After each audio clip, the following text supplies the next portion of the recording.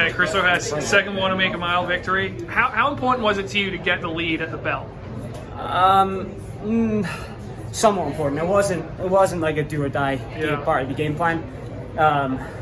It was more just about feeling the cadence slip just a little bit. Excuse me. Obviously Philip's an incredible runner, so it was kind of, I was just judging myself, judging my own kind of cadence off of his cadence a little bit, and I just thought I slipped just a touch around the bend coming into the home straight. So just a bit of a subconscious effort to it was just kind of autopilot to go for it. He almost held me out going into the turn, so but sometimes when that happens, it's their last ditch effort to hold position. So I knew if I just tried to stay smooth around the second to last bend and just kind of stride out down home the back straight and stay smooth, I'd put myself in with a good chance of holding on and getting the win, but until I'm glad I did. Were you surprised by how much you won by? You look back a bunch of times on the straight. Yeah, I looked back kind of going into the final turn and what's this? So I looked back in the final turn and thought I must have missed someone. So just stay. Terrence, my coach, just said just stay smooth. If you stay smooth, you can win. Try not to tighten up too much and try not to become a robot, which is normally what I do. So I was just kind of going through my coach's words into that last bend and just trying to stay smooth, done a lot of training with Bryce Hopple and Eric Avila over the last month or so, and they're both good at staying smooth and staying relaxed, so it was just taking a lot from them, their cadence and their movement. And when I looked back on the home straight, I thought, I still don't know if I've just missed someone, so just keep going, but then with 10-15 minutes to go, I knew I had it. Are you sick? Because you sound like you were thrown up. Like, were you sick coming into the meet, or running so hard took it out of you? Yeah, I mean, having two children, you are pretty much in a constant state of sickness. Yeah.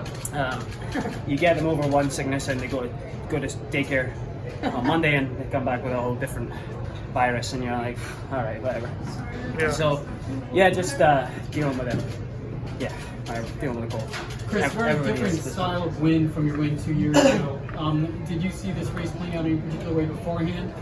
Honestly, that is exactly how I had been going over it in my head over the last couple of weeks.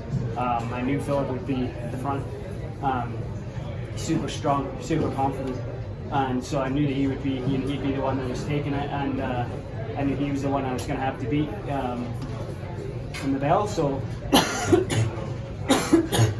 that was that, and so I felt like I'd ran the race before. I felt like I was ready for it, so it definitely helps. Do you think you could have handled Kajelcha last year in 3 in a row? No, definitely not.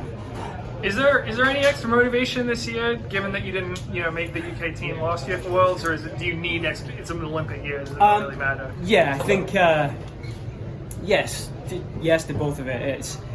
It is always extra motivation in an Olympic year. Everybody comes out swinging now with just that extra little bit of emotion, that extra little bit of oomph. So the Olympic year is anybody. You get guys that are coming from 340 PBs the year before, and all of a sudden they just start running 334 because it's an Olympic year and everybody's on it. But then missing out on the team last year was obviously hard. Last year just seemed to be small injury and niggle to just one after another. And so, like having kids with the cold, it just seems to be one thing after another last year, and it was really quite difficult emotionally. And it kind of gave me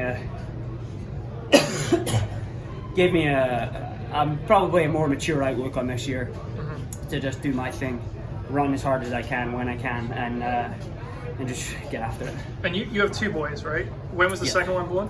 Riley was born in the start of July, right in the middle of track season. Bad planning. Right. So we won't be having another child before this July. Okay. Hopefully.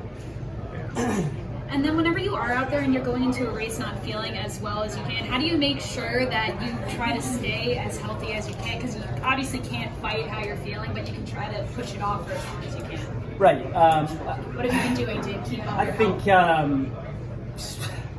not to I don't want this to turn into an advert, but I have an excellent partnership with X Endurance, and they've got some of the best products on the board, and it's great to work with a team. I'm very fortunate to have a sponsor in Adidas that just believe in me, even in a year like last year that was just, for lack of a better term, shit. And then to have another sponsor like X Endurance just take care of me as a person from all my nutritional needs. It's just so huge to have their support. That helps, and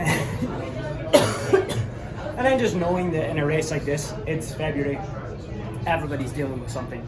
Nobody's coming into this race today feeling 100%. So that's the main.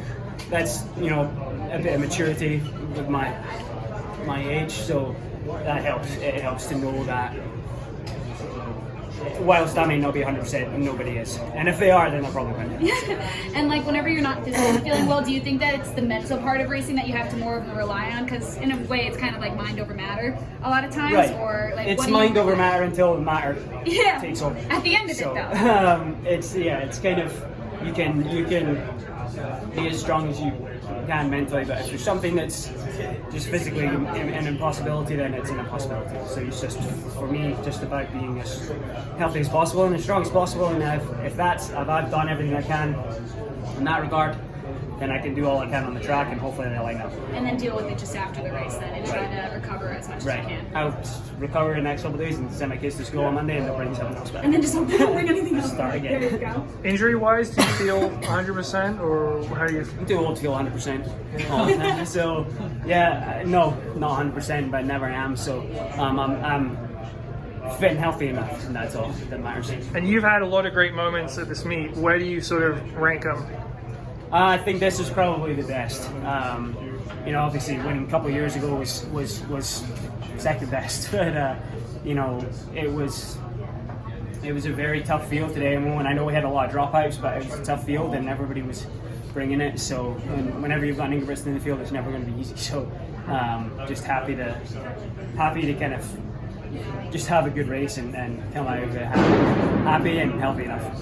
Chris, Scottish distance running is particularly strong these days. Do you have any theories on why that is? Oh, they're all just belong to me, right? No, I mean it's incredible. It really is just incredible to be a part of it. And do you ever run with Callum Hawkins or Josh Kerr?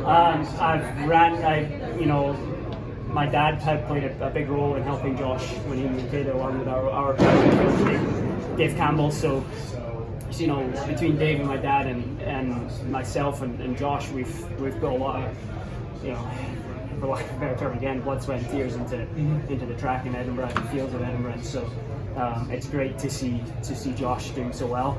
I wish he'd wait a couple of years to do so well, but beautiful place to run. Right, that's perfect. Yeah. What was the issue?